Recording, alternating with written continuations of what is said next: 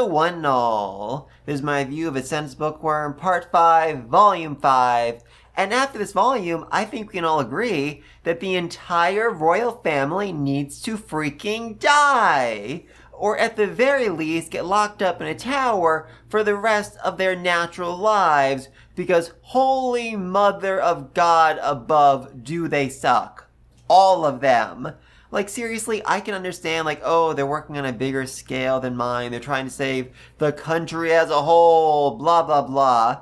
But my issue is that they are just so freaking ungrateful. Like, they even say, you know, Ehrenfest may suffer, but only Ehrenfest will care. Like, have you guys not been paying attention to Ehrenfest these last, like, 4 or 5 years? I get they're a small duchy, they aren't as important as Arnsbeck, but I mean, they kind of are as important as Arnsbeck right now. They've brought you better food, the secret to obtaining more divine protections, a whole bunch of old magical ritual stuff that is super important for the duchy, and a buttload of mana. Twice! Not to mention the literal pathway for finding the magic Bible that can make somebody the next king. Ehrenfest may actually be the most important duchy in the entire country right now, and you are just so absolutely dismissive of everything they've done, of everyone in there. It is awful. I mean, their big prize for doing all of this is you stealing 2 of their Archduke candidates. The two Archduke candidates who in fact had the most mana out of everybody else. Probably more than the rest of the royal family combined. And then your big thing like, okay, yeah, we know, we're going to steal Myne from you, but we're also going to take a bunch of your other archnobles so they can support her as the next Zent. And you know, as for your duchy, it's probably gonna die. It's probably gonna freaking die. Yeah, because that's my other big problem with the royal family. They have no sense of perspective. I mean, that's been a common theme throughout the series. When you see, like, Myne, like, when she was talking to what was her name? Brunhilde's father, he's like, oh, I listened to my scholars, not the commoners. And it's like, yeah, but the scholars don't know what the freak they're talking about. There is a failure of communication here, which is really freaking hurting you. And that's the same for the royal family. They only have the perspective of the royal family and a little bit of, you know, upper rank duchies. They really don't know what it's like in the whole rest of the country, like the majority of the country. Meanwhile, Myne has the perspective of a Japanese person, a commoner, a merchant, a shrine maiden, a noble, and the Archduke's freaking adopted daughter. She has a better sense of the world than literally anybody else in the world. I'm not saying she should become the next Zent. I'm just saying that she would do a really, really good job at understanding all the pros and cons of various policies. But anyway, though, let's talk about the royal family. Let's really break down all their sins. First off, we have the current Zent, the king, Treaqual. I have literally no idea how to pronounce his name, so I'm going to say the current king. And his big philosophy is anybody with the magic Bible is the Zent and should be obeyed without question. And furthermore, if that person wants to kill me and the rest of my family, that's perfectly fine. Yeah, seriously, this man is so broken from decades of ruling without the Bible and everyone calling him a fake king. He's basically like, all right, whoever has the Bible, they're the real king. That's it. We all have to do what they say, or we should just die otherwise. So yeah, an insane policy from a truly, truly broken man. And then we have Siggy, and not gonna lie, I'm disappointed here, because when we first met Siggy, I'm like, okay, this dude, he seems chill, he seems laid back, he's listening to Myne, that's great. No. Turns out he is the worst of the bunch, with his own fiancé, own wife, she was a fiancé when she said it, saying he is a man whose spoiled upbringing has made him repulsively arrogant and who looks down on others without even realizing it. A fiancé, then wife, who made a charm to literally pray to the god of separation, hoping for a divorce. She is literally praying for a divorce in a world where divorce is not really that common of a thing.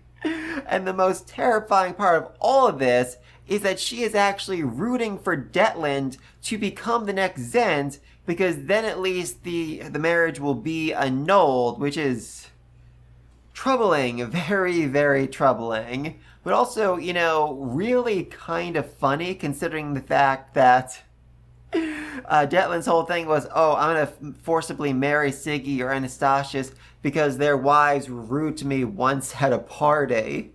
I mean, seriously, I feel like Detland, I can see Detland in this whole speech like, haha, Adolphine, now I shall take your husband. I shall marry Siggy. And Adolphine just like breaking down into tears of joy and immediately like, here, take my name. I become name sworn to you, Detland. I am grateful to you for the rest of my natural life. As Detland just stares on in complete and absolute confusion. That'd be amazing. That'd be absolutely freaking amazing. But even worse than Siggy's absolutely awful personality is the fact that he is just, overwhelmingly incompetent. Seriously, he got into a negotiation with Myne, and she beat the living daylights out of him. She led him by the throat throughout this entire discussion. At one point, even, faking tears and saying, oh, you faked the whole mana shortage just to force me to marry you. She throws his own words back in his face. She utterly destroys him.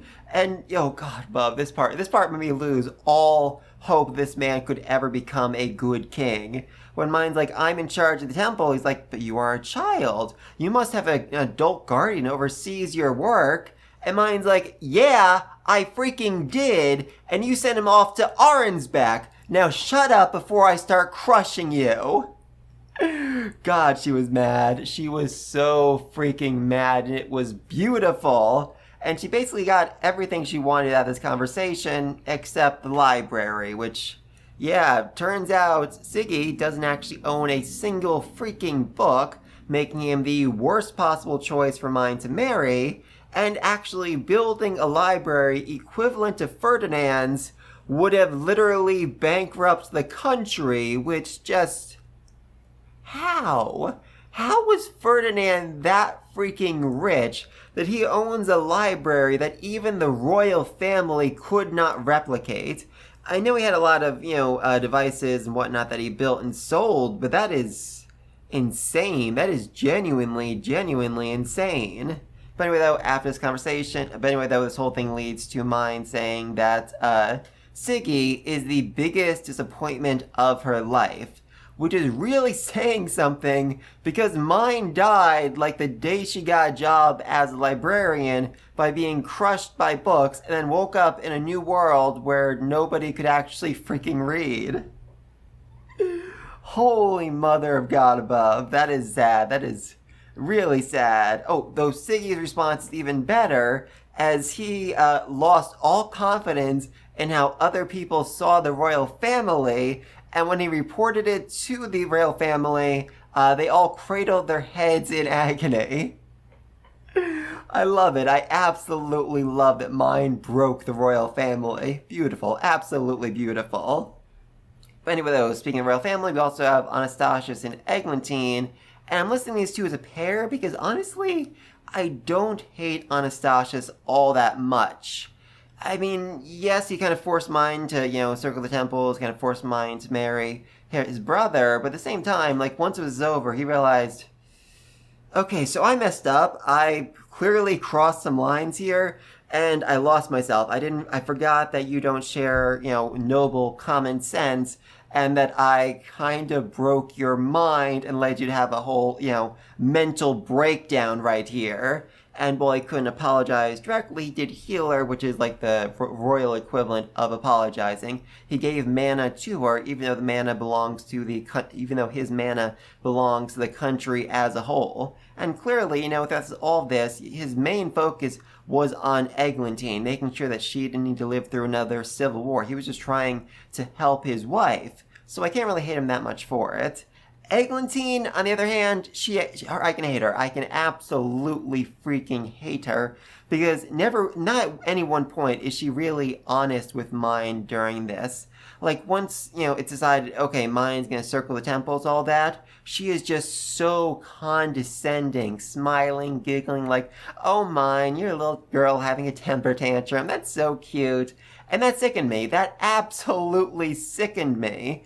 I mean, Eglantine, I felt like you were at least somewhat friends with Myne. I feel like you owed her at least a bit of courtesy, at least like a true apology. Yes, yes, you're a royal, so you can't apologize, but still, use a sound blocker, say you're sorry, say this is necessary, say you didn't want to have to do it this way. Don't just condescend her the entire time. That's awful. That is so freaking awful. But anyway, though, then we have Hildebrand and his mother. A mother who spent 2 full pages fully bashing Ferdinand, calling him an emotionless husk of a man incapable of engaging with others on a personal level. And then she got mad at him for not being able to train Detland into being less awful. Magdalena, you literally just said he can't engage with others on a personal level. How exactly were you expecting him to form a connection with Detland that allowed him to affect her behavior? Even more than that, let's not forget the fact that Ferdinand is a man way older than her, who spent most of his life in a temple, and who was from a previously bottom-ranked duchy. Detland had no reason to like this man at all, and only to look down upon him, and you were still expecting him to somehow, some way, be able to curb her behavior, be able to make her less awful? How? Genuinely how? I feel like as soon as the order went out, like, okay, we're going to send Ferdinand over to Arnsbeck to train Detland, Magdalena's first thought is, oh, so we're going to need to kill him. We're going to need to execute Ferdinand after all this is said and done, because it can't be done. It literally can't be done.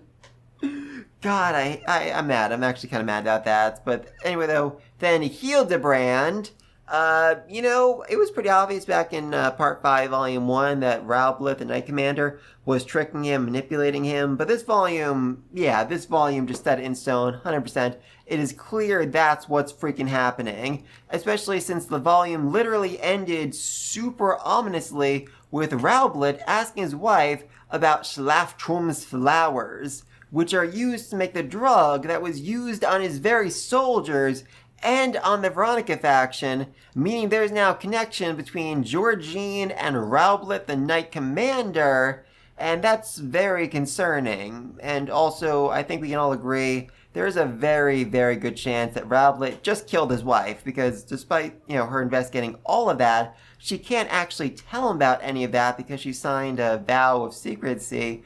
So, yeah, I think Hildebrand probably just got Myne's second favorite librarian killed. Depressing. But more concerning right now is the fact that Rowblith said, oh, but you are a royal. If you want your stop, you just have to go to the farthest hall and you can get it whenever you want. Seriously, man? Seriously, that's giving me some major Ivory Tower vibes. When those nobles, just happened to be talking about Veronica and just happened to know where she was, and it was Wilfried's decision to go out and look for her. So he's very clearly baiting Hildebrand into getting his stop early, which would mean he couldn't become Omni Elemental, which means he couldn't become the king, which would mean some very, very bad things. And, despite all of that, I'm actually still rooting for Hildebrand to become the next Zent, because he is just so goddamn adorable. Seriously, this volume, he talks so passionately about that love story, about how, the prince is definitely going to come save the princess. Meaning he's going to come save Myne. Then he wanted to send Myne a get-well gift after she got sick. And then when she came back, he's like, listen, Myne, I'm on your side. I want to help you. I want to support you however I can. As maybe your husband once you become the Zent. And overall, he is just trying so hard to become worthy of her. Doing so much mana compression, studying the ancient language, doing all of that, doing so much more than the other royals are. And like I said, I am just genuinely rooting for him. And I guess, if he becomes Zent, his mom can, she can live too, because honestly, she was pretty incredible at stopping that fight between Anastasius and Eglantine, and it seems pretty clear that she has more common sense than the entire royal family combined.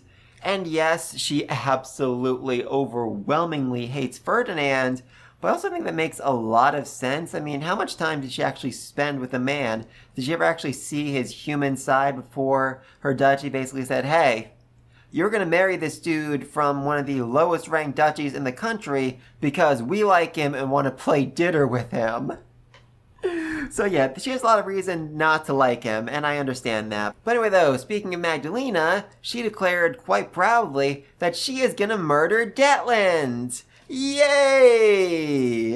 And the only reason why Detland isn't currently being murdered is because she's basically one of either one or one of two of the last Archduke candidates in Arnsbeck, and they're kind of needed to, run the freaking duchy. And also there's a weird rule, a weird law in Arnsbeck where once someone becomes Archduke, all the Archduke candidates become Archnobles, which is insane, like a genuinely insane way to run the duchy. And Siggy's this whole thing like, oh, well, we aren't allowed to change the rules of individual duchies. They're going to run however they feel like running. And it's like, okay, I get that, but also, you could force them to change that rule. If you executed Detland and there's only one Archduke candidate left after her, that Archduke candidate would pretty much need to change the rule on her own. Be like, okay, so we need more Archnobles, Archduke candidates. So all you Archnobles, all you Gabes, you're now Archduke candidates. Let's run this duchy. I mean, I know there's a low, there's mana shortage in Arnsbeck, but still, I don't feel like Detland is contributing all that much. Especially now that Ferdinand is in there and has way, way more mana than she does. Anyway, though, like I said, or even decided that Detland's gonna, be executed because she is awful and has insulted the royal family way too many times and just keeps on doing that this volume, saying, oh, well, the royal family aren't genuine royalty. I was chosen by the gods. And that is, I mean, despite everything else, that is one of the most insane lines I've ever heard because, I mean, her whole thing is like, oh, a magic circle appeared under me, therefore I was chosen by the gods. But also, during Siggy's wedding, a magic circle appeared under him, so he was also chosen by the gods. So, what is your argument here? You were both chosen by the gods. That's weird. That is really, really weird. Love Magdalena. She said that Detland is both very extraordinary and very bold to call herself a Zent candidate. Oh god, and Myne. It is hard to imagine her being discourteous enough to the royal family and putting her entire duchy at risk. But she did! When it came time for the dedication ritual, Detland literally sent an ordons to the royal family saying, oh, we can repeat that trifling matter as many times as we desire once I become Zent. All while her retainers are screaming in the background, don't send that! Don't send that! So yeah, Detland's gonna die, and Ferdinand's probably gonna be executed alongside of her, unless Myne, marries into the royal family and is able to protect him. Though it's also very clear that Ferdinand has a plan, as he asks Myne, okay, listen up, just buy me a year, buy me 1 year, and I can fix everything. And Myne absolutely did that with some masterful, masterful negotiating. And I really do think Benno would be proud of her in this moment, or he would have like 17 heart attacks in a row. Like, seriously, I want next volume just to be Myne telling this story to Benno. Like, going step by step through every bit of the negotiation as Benno just keeps screaming and screaming uncontrollably.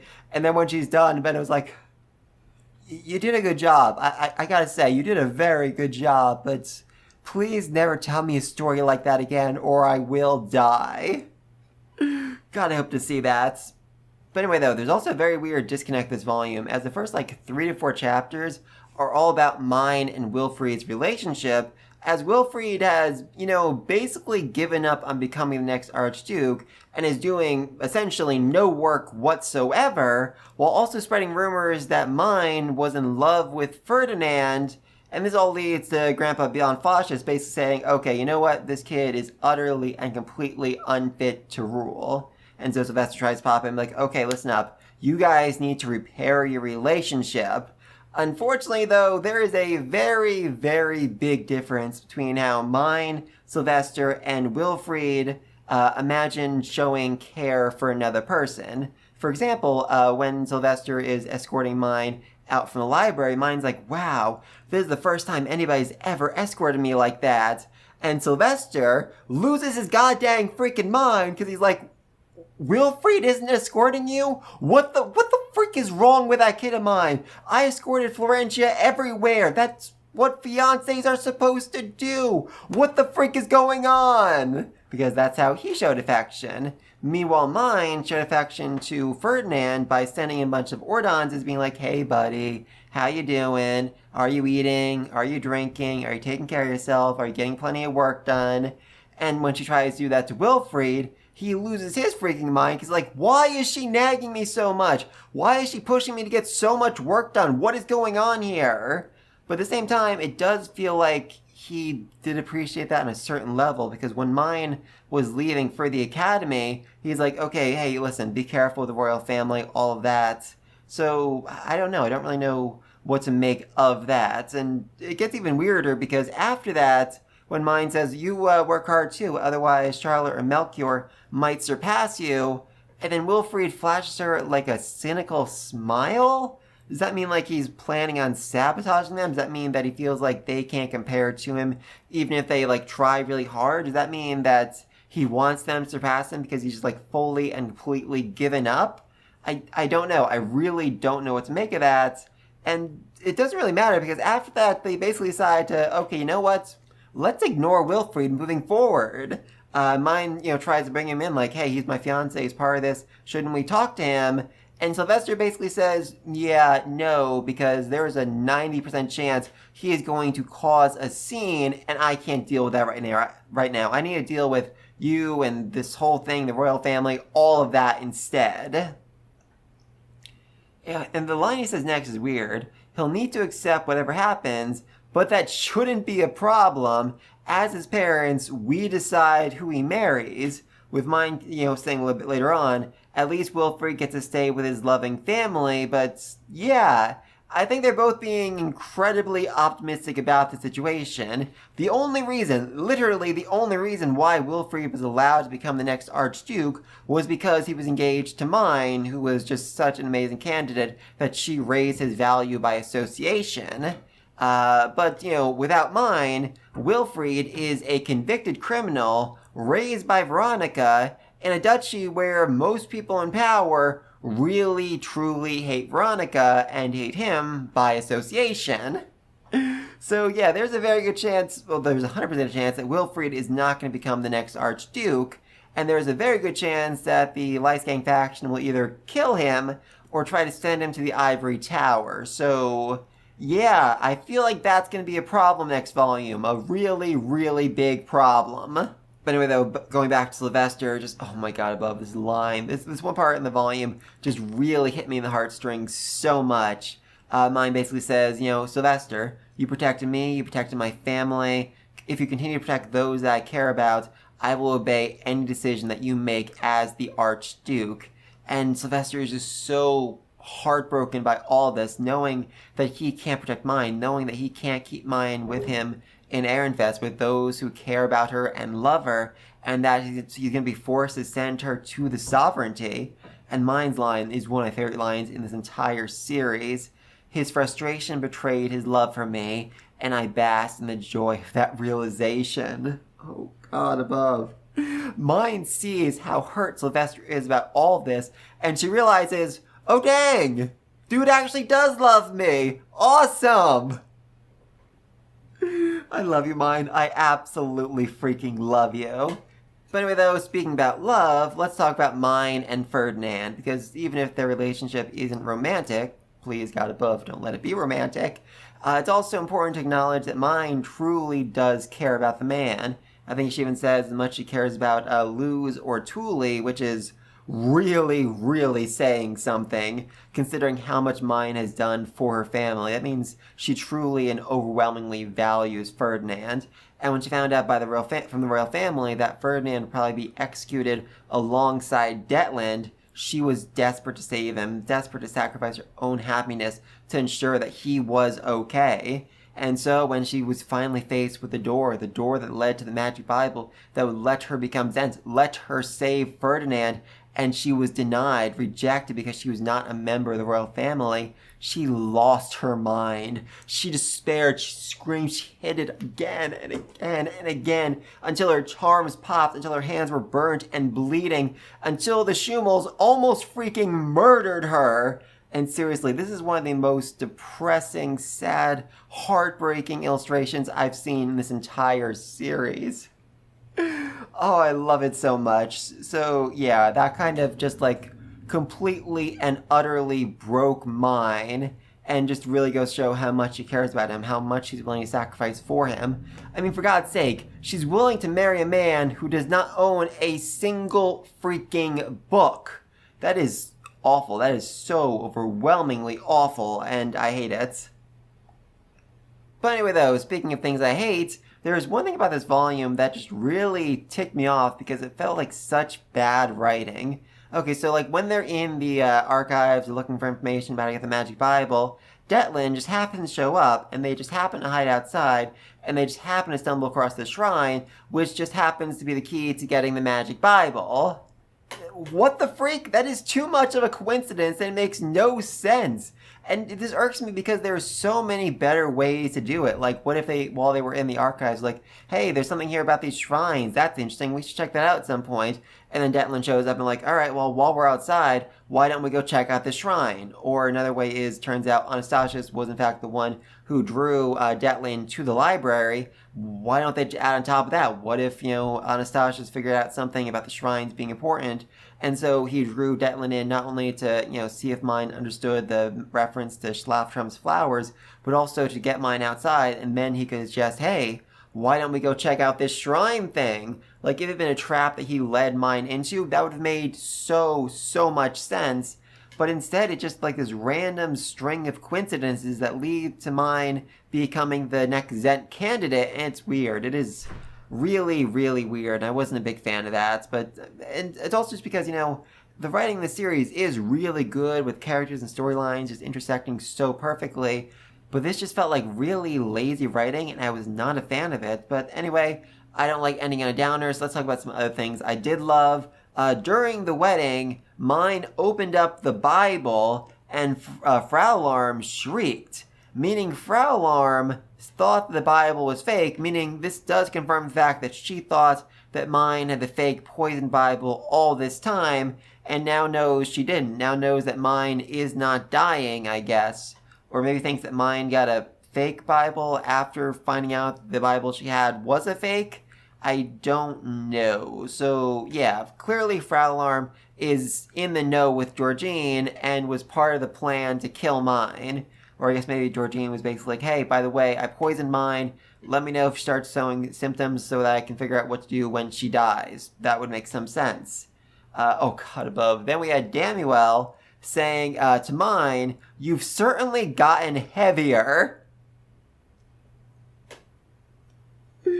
Holy mother of God above, man. Like, I get what you were trying to say. You're like, oh, you've gotten bigger, you've gotten taller, you're growing, finally. But saying you've gotten heavier is, oh my God above. I think Myne had every right to murder him in that moment.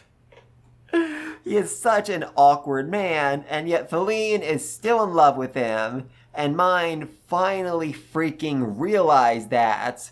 Good for her! I'm really hoping that's a conversation between the two at some point next volume. Like, hey, Feline, by the way, you got to thank for Damuel, right? Because, I mean, are Damuel and Feline both going with Myne to sovereignty? I mean, I don't know if she can actually bring her underage retainers with her, and Feline is definitely underage, so I'm curious about that. And then finally, Myne now has a blueprint on how to make her own Schumels.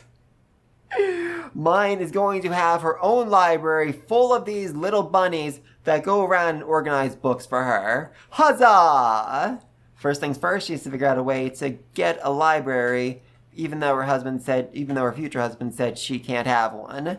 Problematic, but, Myne's gonna have a bunch of, like, robot helper rabbits that are gonna, do all the work for her.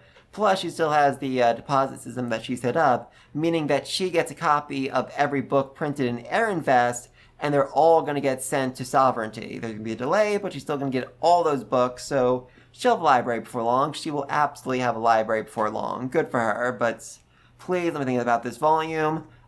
Which of the royals should die? Like, seriously, make me a list. Who should live? Who should die? I still hold out hope that Hildebrand will turn things around, but like I said, I'm getting major Ivory Tower vibes here, and I feel like he's about to be led into doing something really, really freaking stupid that's going to mess up his entire future, or maybe get him killed. I mean, he's a kid. I don't really think they're going to kill a kid in a series like this, but it's gotten dark before, so I wouldn't be that surprised. And there's Anastasius, who, I mean, like I said, he understands Myne better than all the other royals combined. Even saying, we cannot trust the country to such a book-obsessed, maladapted gremlin whose temple-born customs would clash with our own and society would descend into chaos. I mean, he understands her, and I genuinely would not have been, that upset if Myne had to marry that dude. Yes, he would be completely focused on Eglantine instead of Myne, but I don't think Myne would complain about that situation whatsoever. But anyway, though, let me think of all this down below. And until next time, peace!